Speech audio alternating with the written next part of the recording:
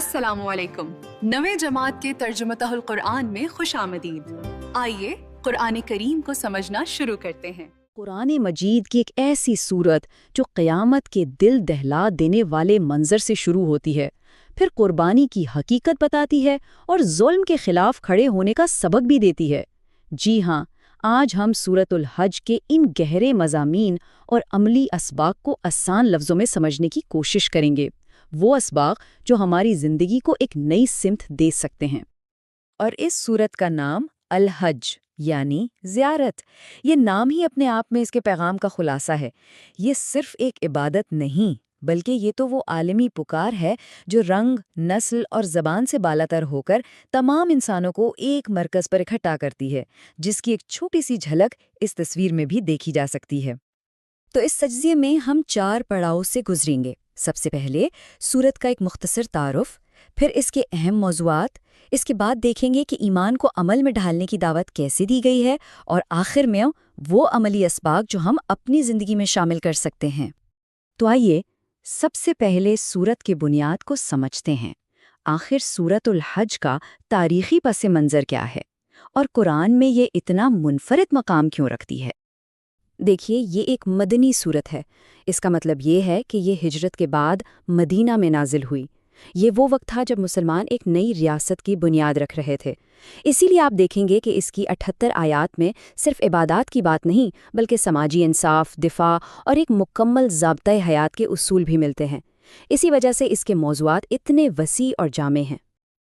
لیکن سوال یہ ہے کہ اس کا نام الحج ہی کیوں رکھا گیا؟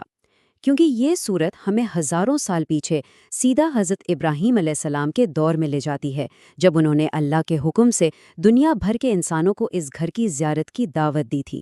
تو یہ صرف ایک نام نہیں، بلکہ ایک تاریخی تسلسل اور روحانی مرکز کی علامت ہے۔ اچھا، تعارف تو ہو گیا، اب آتے ہیں اصل مدعے پر۔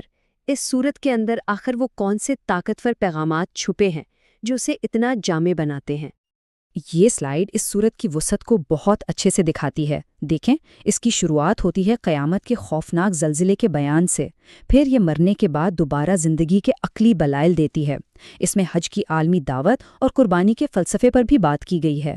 ساتھ ہی یہ ظلم کے خلاف دفاع کے حق کو واضح کرتی ہے، اور یہ بھی بتاتی ہے کہ جن لوگوں کو اختیار ملے ان کی اصل ذمہ داری کیا ہے۔ تو یہ محض چند موضوعات نہیں ہیں، بلکہ ایک مکمل نظام زندگی کا خاکہ ہے۔ جاننا اور ماننا ایک بات ہے، لیکن عمل کرنا بالکل دوسری۔ یہ سورت ہمیں صرف سوچنے پر نہیں چھوڑتی، بلکہ ایمان کو حقیقی زندگی میں لانے کا مطالبہ کرتی ہے۔ آئیے دیکھتے ہیں کیسے۔ اور یہ ہے اس کا مرکزی خیال۔ سورت کہتی ہے کہ حقیقی طاقت صرف حکمرانی کا نام نہیں، بلکہ ایک ایسا معاشرہ بنانے کا نام ہے جس کی بنیاد 2 ستونوں پر ہو۔ پہلا، نماز یعنی خالق سے رشتہ، اور دوسرا، زکوٰۃ یعنی مخلوق کے حقوق۔ یہ آیت صاف صاف بتاتی ہے کہ اسلام میں عبادت اور سماجی انصاف یہ دونوں لازم و ملزوم ہیں۔ ان تمام باتوں کا خلاصہ کیا ہے؟ آئیے اب ان 5 کلیدی نکات پر بات کرتے ہیں جنہیں اس سورت سے سیکھ کر اپنی روزمرہ کی زندگی کا حصہ بنایا جا سکتا ہے۔ تو یہ سورت زندگی کے لیے ہمیں 5 رہنما اصول دیتی ہے۔ پہلا، قیامت کو یاد رکھیں تاکہ اعمال درست رہیں۔ دوسرا، شرک سے بچیں کیونکہ یہ سوچ کی سب سے بڑی گمراہی ہے۔ تیسرا، اپنے ایمان کو اگر مگر پر نہ رکھیں، مطلب ایسا ایمان جو آسانی میں تو قائم رہے لیکن مشکل میں ڈگمگا جائے، وہ حقیقی ایمان نہیں۔ سچا مومن ہر آزمائش میں ثابت قدم رہتا ہے۔ چوتھا، کائنات کے نظام کو دیکھیں، ہر چیز اللہ کے حکم کے تابع ہے، تو ہم کیوں نہ ہوں۔ اور پانچواں، کامیابی کا فارمولہ بہت سادہ ہے، اللہ کے آگے جھک جاؤ، اس کی عبادت کرو اور دوسروں کی بھلائی کرو۔ تو یہ بات بالکل واضح ہے کہ یہ تعلیمات کسی ایک دور کے لیے مخصوص نہیں تھیں۔ یہ اصول آج بھی اتنی ہی متعلقہ ہیں جتنے 1400 سال پہلے تھے۔ اصل سوال یہ ہے کہ کیا ہم آج کی اس تیز رفتار اور پیچیدہ دنیا میں ان ہدایات سے حقیقی رہنمائی لینے کے لیے تیار ہیں؟ اس سوال کا جواب ہم سب کو اپنے اندر ہی تلاش کرنا ہے۔ Join us and register now for online transformation.